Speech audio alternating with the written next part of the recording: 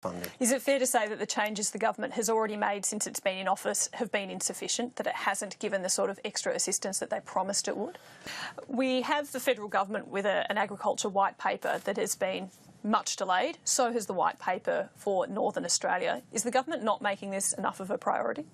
Well, what we've always said is that agriculture needs to be a real priority for the economy. Well, clearly it doesn't seem to be if the federal government is continuing to delay these major policy moves. Well, the commitment to do a white paper was welcomed, and I suppose our view is that we want to make sure that the paper's right.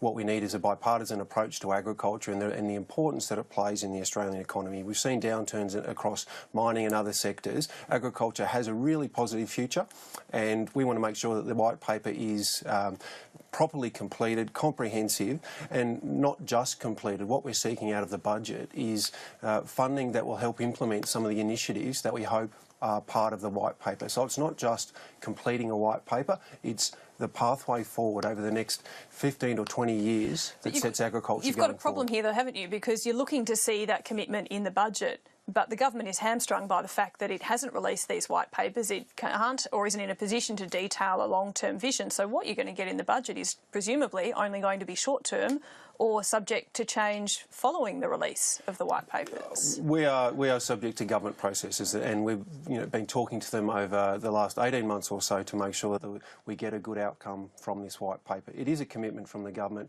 around the importance of agriculture. We do want to see it, and we are waiting for it, but we want to make sure that it's right and it provides us with a pathway forward for the opportunities. We know that, as I said, the opportunities and pathway forward for agriculture is really promising. Is Barnaby Joyce the right minister? If it's taking this long to get it through, it's taking time to get the white papers to a position that there will be political consensus on, that a cabinet is prepared to support, is that a failing on Barnaby Joyce's behalf? Barnaby Joyce is extremely passionate about the agriculture sector. We know that.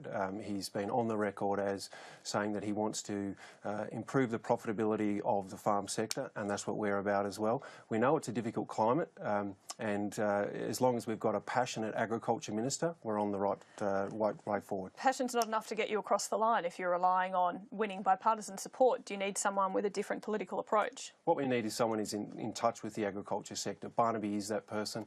He knows the farming sector. He knows what's got to be done. It's a difficult climate, and we'll work with the government of the day to make sure that we can progress the agriculture sector.